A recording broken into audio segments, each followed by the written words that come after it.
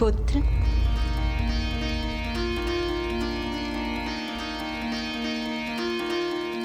आज मैं अपने पुत्र के लिए कुछ विशेष लाई हूं।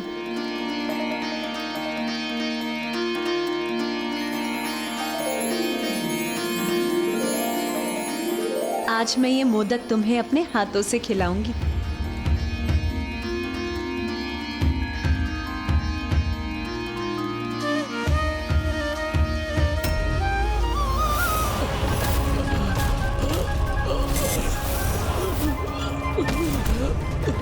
माँ, मुझे भोजन दो माँ, मुझे भूख लगी है, मुझे भोजन दो माँ।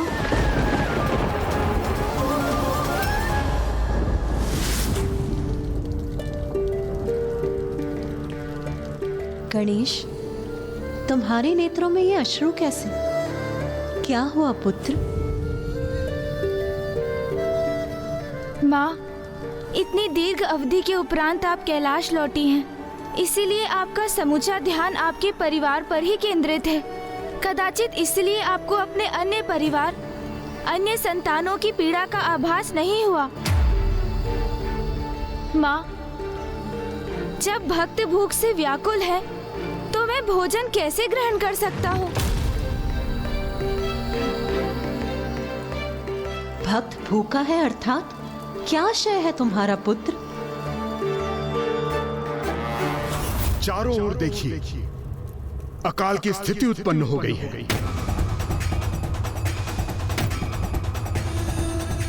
पेड़ पौधे सूख रहे हैं, लोगों में त्राही त्राही मच गई है, पीने के लिए एक बूंद पानी नहीं है।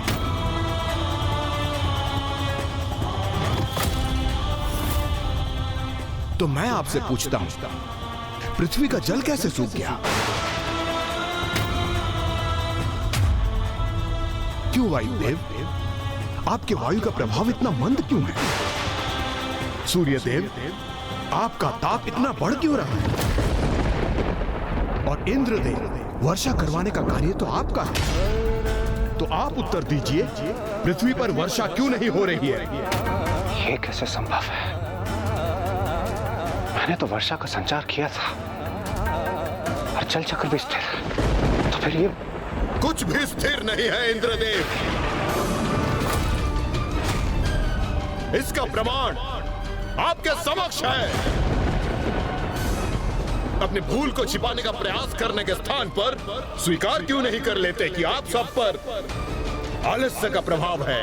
हम देवताओं के लिए यज्ञ पूर्ण विधि विधान से कर रहे हैं, तो स्पष्ट है कि आप अपना कर्तव्य नहीं निभा रहे हैं। देखिए, मैं आप सभी से पुनः कह रहा हूं, हमसे कोई भूल नहीं हुई। तो सुनिए देवराज, मैं भी पुनः कह रहा हूं, आप अपने कर्तव्य से चूक रहे हैं। ये कहने में हमसे भी कोई भूल नहीं हुई है। आपका आलस्य ही इस पृथ्वी पर अकाल का कारण है। अरे अरे अरे, ये वाक युद्ध रोकिए। यदि आप सभी को कोई आपत्ति ना हो तो यहाँ जो भी घटित हो रहा है उसका श्रेय मैं लेना चाहूंगा।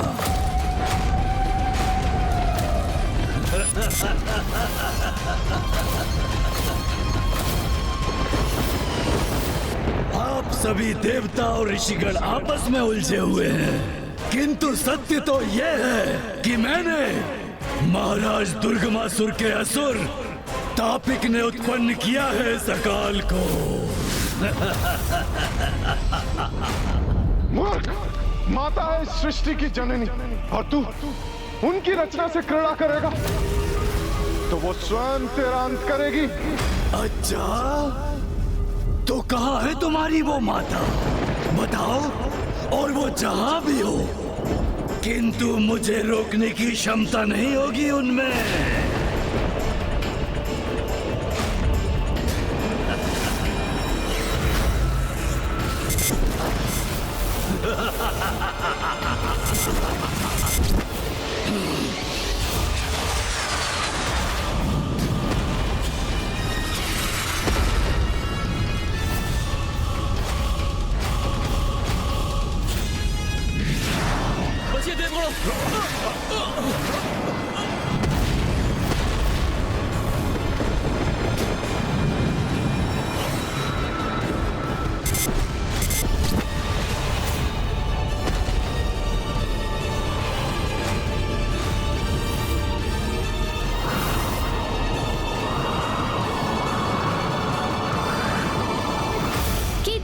असुर एक असुर है, एक आहत असुर। इसीलिए हमें उसके प्रतिशोध की भावना को कम आंकने की भूल कदापि नहीं करनी चाहिए।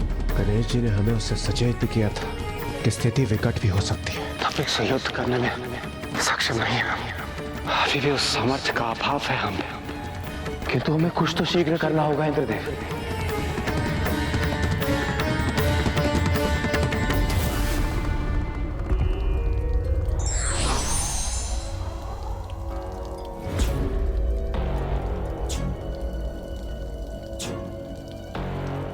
देवराज इंद्र, सूर्यदेव, आप सभी देवता यहाँ और वो भी ऐसी दुर्बलता की अवस्था में।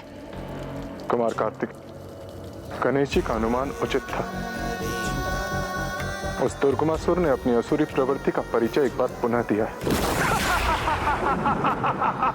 उसने पुनः हम पर और सृष्टि पर संकट उत्पन्न किया। दुर्गमासुर के असुर तापिक ने सर्वत्र अकाल उत्पन्न कर रखा है माता,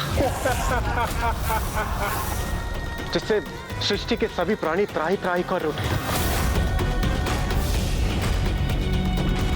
जल जीवन होता है माता, किंतु मेरा समस्त जल सूख गया है। जलहीन पृथ्वी पर समस्त प्राणी मृत्यु को प्राप्त हो रहे हैं। यदि यही अवस्था रही तो संसार प्राणियों से रिक्त हो जाएगा माता।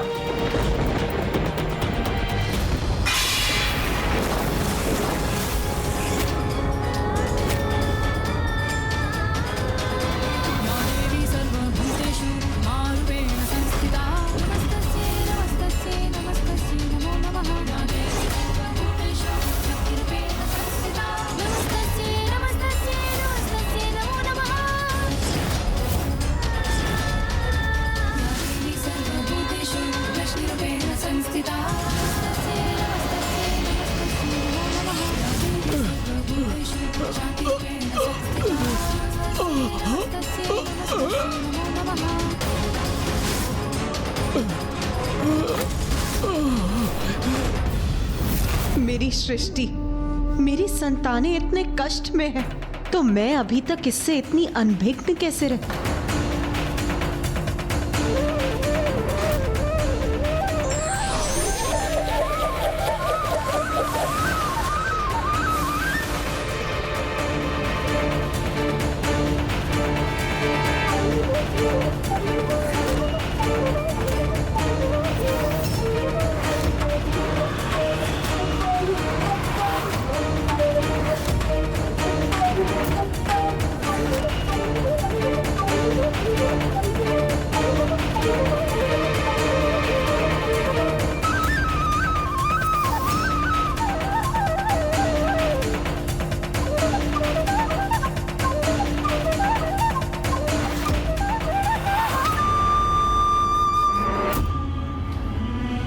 प्रभु, जल, प्रभु कृपा कीजिए, जल।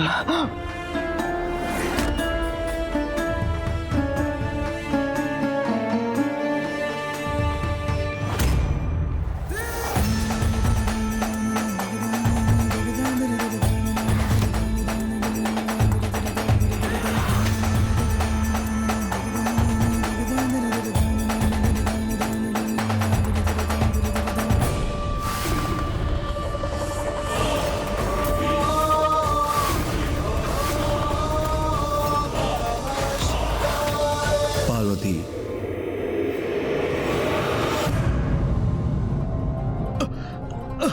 रक्षा करो माता।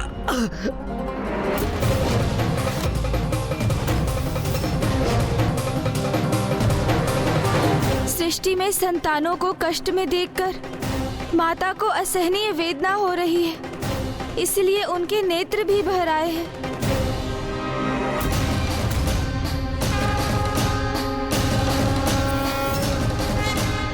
हाँ गणेश, माता के सभी नेत्रों में अश्रु छलक आए हैं।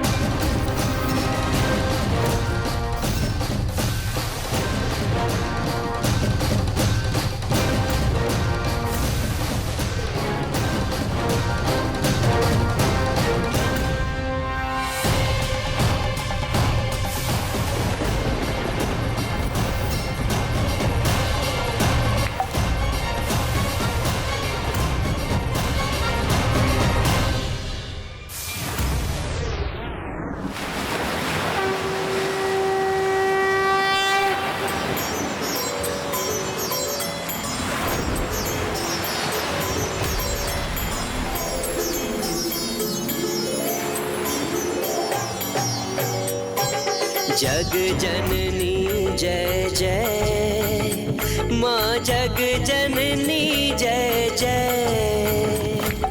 भयहारिणी भवतारिणी, भयहारिणी भवतारिणी, भवभामिनी जय जय, माँ जग जननी जय जय।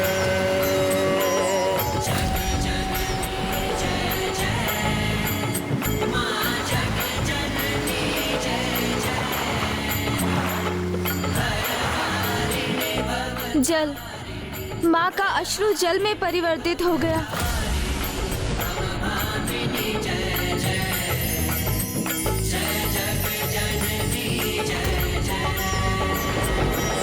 तू ही सच्चित सुखमय शुद्ध ब्रह्म रूपा,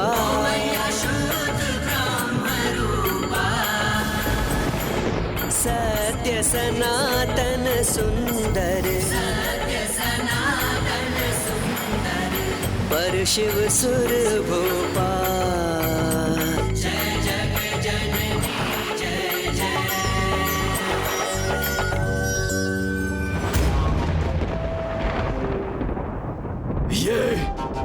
ये क्या हो रहा है पृथ्वी पर? ये जलधाराएं कैसे उत्पन्न हुई? ये संसार में हरियाली फिर से कैसे छा रही है? मेरे रहते हुए किसने किया है ये? मैं ये कदापि नहीं होने दूंगा। तापिक हूं मैं, अपने ताप से सबको सुखा दूंगा। तापिक!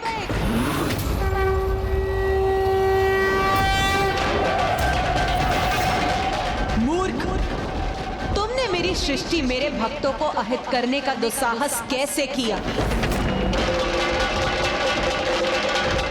जिस जल को सुखाने का तुमने दुस्साहस किया है, अब उसी जल में विलीन होकर तुम्हारा विनाश भी होगा। विनाश मेरा नहीं, इस सृष्टि का होगा देवी। तुम्हारी ये तुच्छ जलधारा मेरे ताप के प्रभाव से लुप्त हो जाएगी और पुनः इस पृथ्वी पर अकाल छा जाएगा।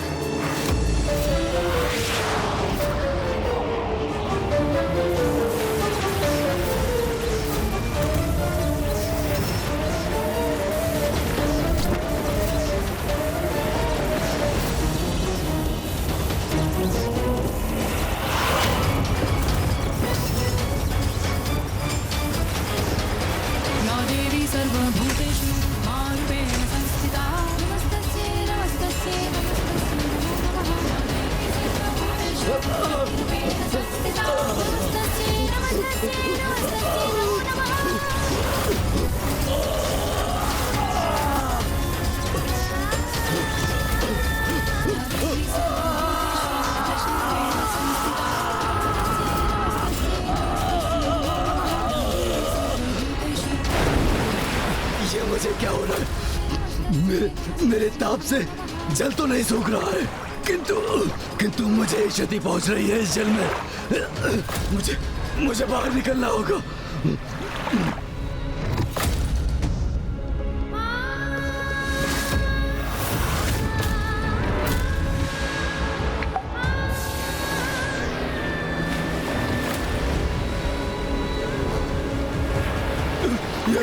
ये कैसे संभव है? मेरा शरीर जल में घुलता ही जा रहा है। नहीं।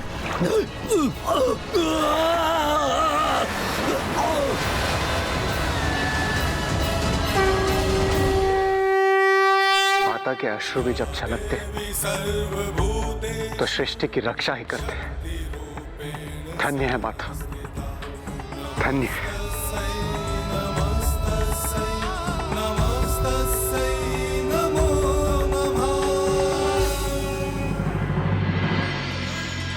पार्वती,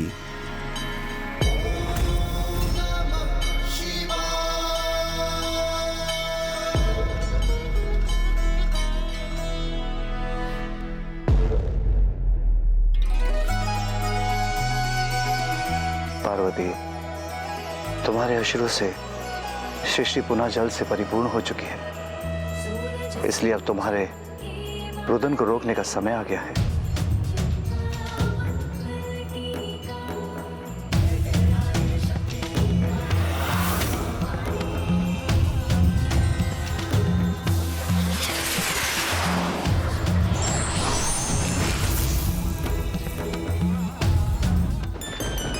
माँ, आपके अश्रु सृष्टि पर कृपा बनकर बरसे हैं। वहाँ पर पुनः जल प्रकट हुआ, वहाँ का सूखा और अकाल मिट गया। माँ, इस प्रकार आपने सृष्टि की पुनः रक्षा कर वहाँ के जीवन को संकट से मुक्त कराया।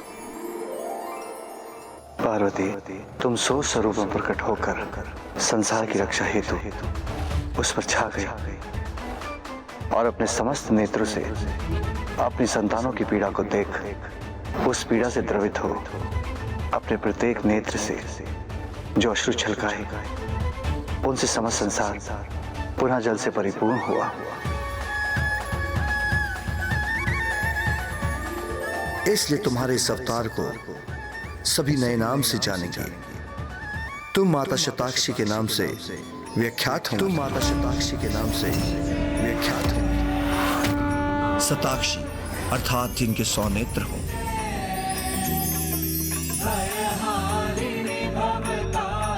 और तुम्हारा स्वरूप इस बात का प्रतीक है कि जगत जननी तो सर्वव्यापी है, जो सदा सृष्टि पर अपनी दृष्टि बनाए रहती है और उनकी दृष्टि से उनकी संतानों के सुख दुख कभी नहीं छिपते।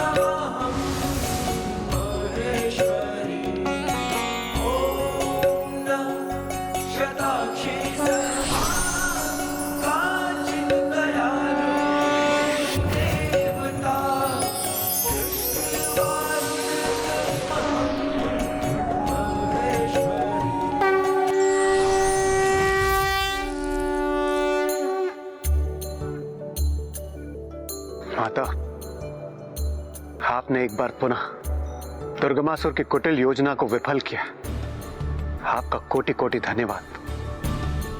माता, आपकी कृपा से सृष्टि का अकाल मिट गया है। आपके जल के प्रवाह से सृष्टि एक बार पुनः सुख समृद्धि और शांति से भर गई है। सूर्यदेव, सुख शांति पुनः बाधित होने वाली है।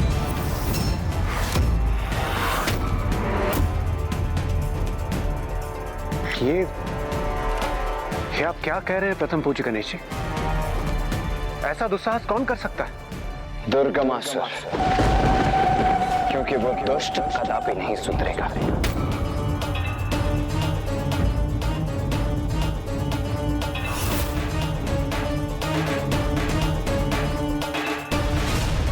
गरल तराल, गरल तराल, गरल तराल।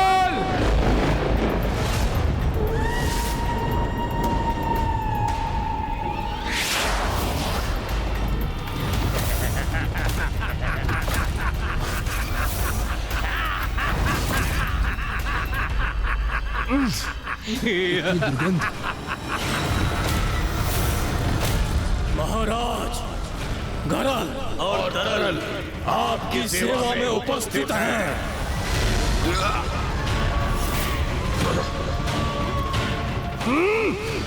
वहीं रुको दोनों,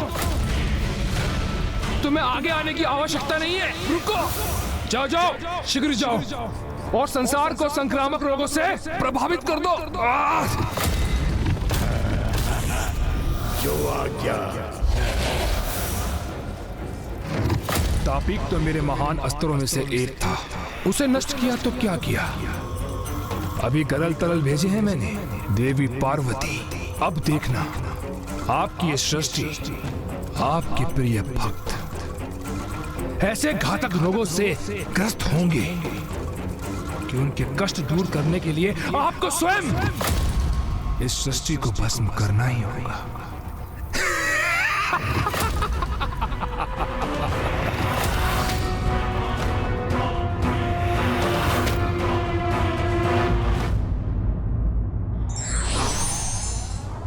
शत्रु बड़ा हो अथवा छोटा, उसे कम आंकने की भूल कभी नहीं करनी चाहिए।